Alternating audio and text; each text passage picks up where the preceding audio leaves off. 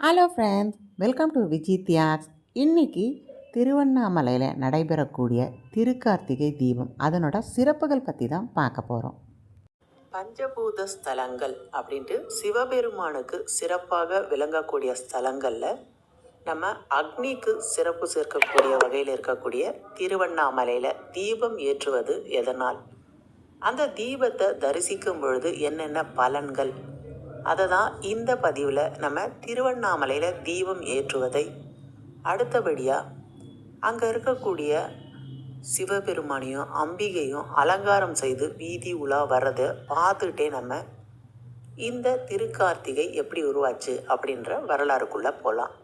அப்படியே நீங்கள் என்னோட இந்த திருவண்ணாமலையை அப்படியே சுற்றி பாருங்கள். திருக்கார்த்திகை தீபம், இந்த தீபமானது சிவபெருமானோட ஒரு விஸ்வரூப தரிசனமாக அந்த மலையை பார்த்திங்கன்னா நம்ம சேவிச்சிட்ருக்கோம்.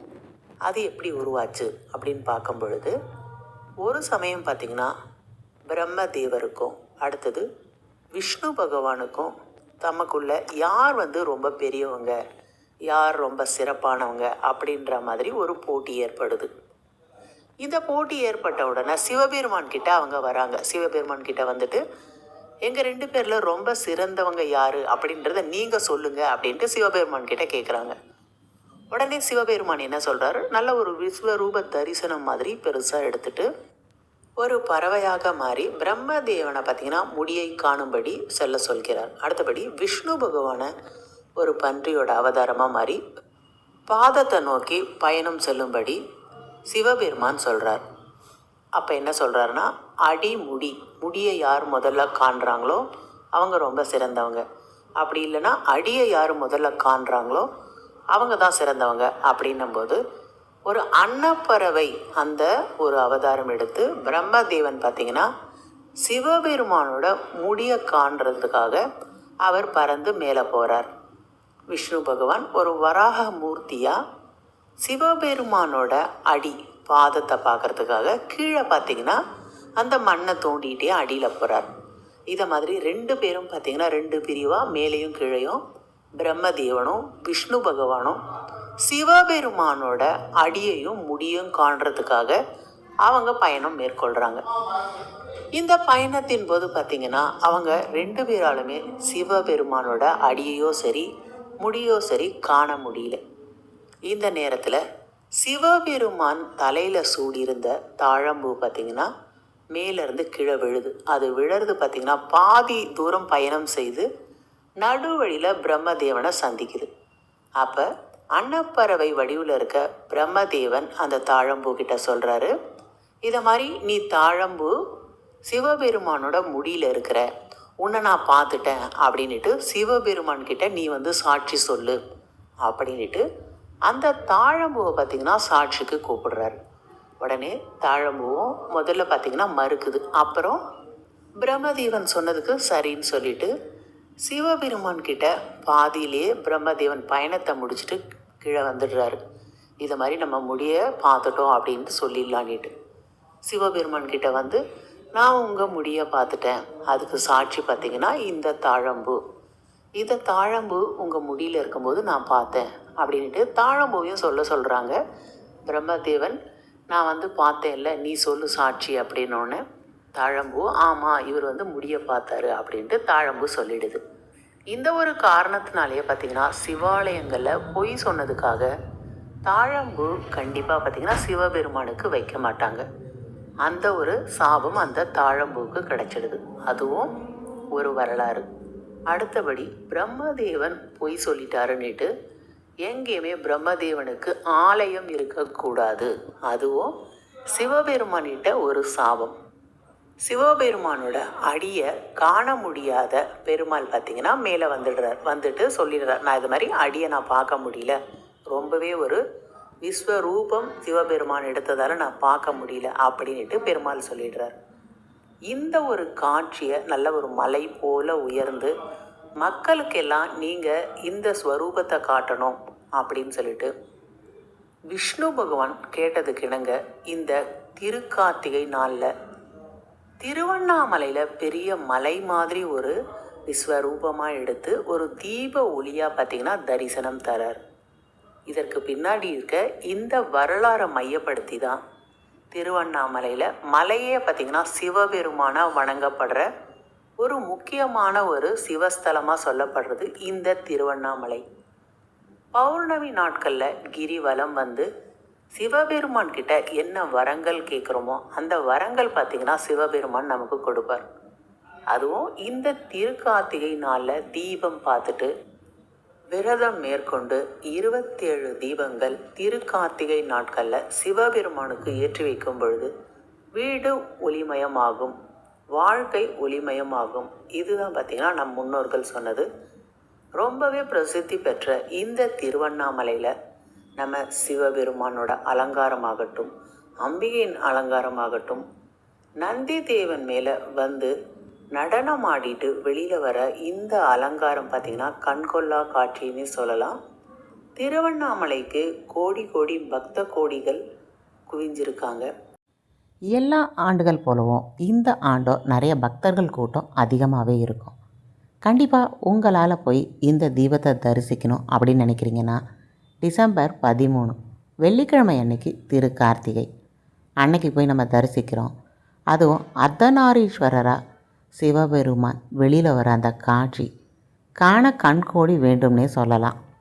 அண்ணாமலையார், உண்ணாமலை அம்மன் அவங்க ஆடி வர அந்த அற்புத காட்சி காண கண்கோடி வேண்டும். உள்ளேருந்து அவங்க வெளியில் வந்துட்டு அந்த அசைக்கிற கொடி அசைப்பாங்க. அதை பார்த்துட்டு மேலே பார்த்திங்கன்னா தீபம் ஏற்றுவாங்க. அந்த நேரத்தில் அப்படியே நம்ம கண்ணில் பார்த்திங்கன்னா தார தாரையாக தண்ணி வரும். எப்படி தான் அந்த கண்ணில் தண்ணி வருது அப்படின்னே தெரியாது. உள்ளேருந்து அப்படி வெளியில் வந்த அந்த ஒரு 5 நிமிஷத்தில் நமக்கு மெய் சிலிர்த்து போகும். நம்ம பார்த்திங்கன்னா எப்படி நம்ம கண்ணில் தண்ணி வந்தது அப்படின்னு தோணும். அப்படி ஒரு அற்புத காட்சி தான். கண்டிப்பாக சிவபெருமான் மேலே நீண்ட பக்தி இருக்கக்கூடியவங்க, மிகுந்த பக்தி இருக்கக்கூடியவங்க அந்த அர்த்தநாரீஸ்வரர் அந்த தாண்டவம் அதை பார்க்கும்போது அந்த மெய்சிலிர்ப்பு கண்டிப்பாக உண்டாகும். கண்டிப்பாக நீங்கள் ஒரு முறை வந்து அந்த ஒரு அனுபவத்தை பெறுங்க. என்னோட அனுபவத்தை தான் உங்களோட நான் பகிர்ந்துருக்கேன்.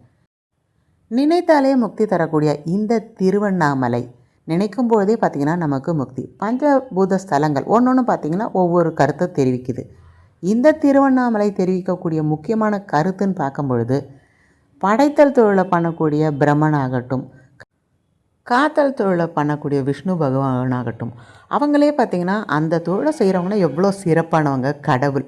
அவங்களுக்குள்ளேயோ பார்த்திங்கன்னா நான் பெருசா நீ பெருசா அப்படின்னு ஒரு பொறாமையோ போட்டியோ ஏற்படும் பொழுது அதனால் இந்த சிவபெருமான் பார்த்திங்கன்னா அவருக்கு எதுவுமே பெருசு இல்லை, எல்லாருமே சாதாரணவங்க தான், கடவுளே சாதாரணவங்க தான் அப்படின்ற மாதிரி காட்டுறதுக்கு தான் அடிமுடி 2 பேருக்குமே காட்டலை.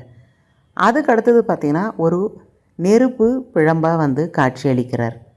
என்ன இதில் தெரியுது ஒரு கருத்துனா, ஒரு அகம்பாவம், நான் பெருசா நீ பெருசா அப்படின்னு கடவுளுக்கே தோணணும் போது அந்த அகம்பாவத்தை அழிக்கிற நெருப்பாக பார்த்திங்கன்னா சிவபெருமான் காட்சி அளிக்கிறார்.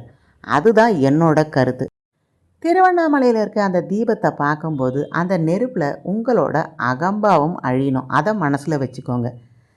பிரம்மனுக்கும் விஷ்ணுவுக்கும் ஒரு பாடம் புகட்டின இடமா தான் இந்த திருவண்ணாமலை கருதப்படுது.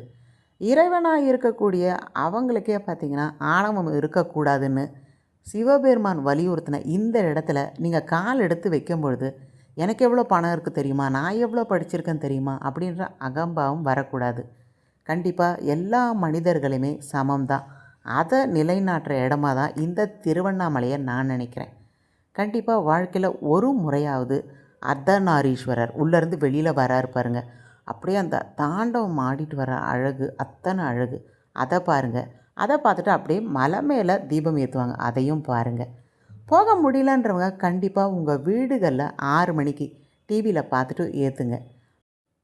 திருவண்ணாமலை அர்த்தநாரீஸ்வரர் வெளியில் வரக்கூடிய காட்சி நான் மீண்டும் மீண்டும் சொல்கிறேன்னு நினைக்காதீங்க. கண்டிப்பாக வாழ்க்கையில் ஒரு முறையாவது அவர் ஆடிட்டு வர அந்த அழகை தரிசிக்க மறக்காதீங்க. வெள்ளிக்கிழமை 13ஆம் தேதி கண்டிப்பாக போக முடிஞ்சதுன்னா கண்டிப்பாக போயிட்டு வாங்க. முக்கியமாக பார்க்கும்போது அன்றைக்கி நம்ம சாப்பிடாமல் விரதம் இருக்கிறோம், என்ன வரம் கேட்குறோமோ அந்த வரம் பார்த்திங்கன்னா சிவபெருமான் கொடுப்பார். அது அப்படி இல்லைன்னா மௌன விரதம் இருக்கிறதும் ரொம்ப நல்லது.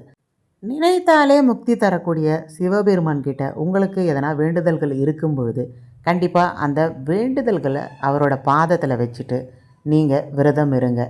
விரதம் இருக்கக்கூடியவங்க சாப்பிடாம இருந்து 6 மணிக்கு அங்கே தீபத்தை பார்த்துட்டு நம்ம வீட்டில் ஏற்றிட்டு அதுக்கப்புறம் சாப்பிட்றோன்போது ரொம்பவே நல்லது.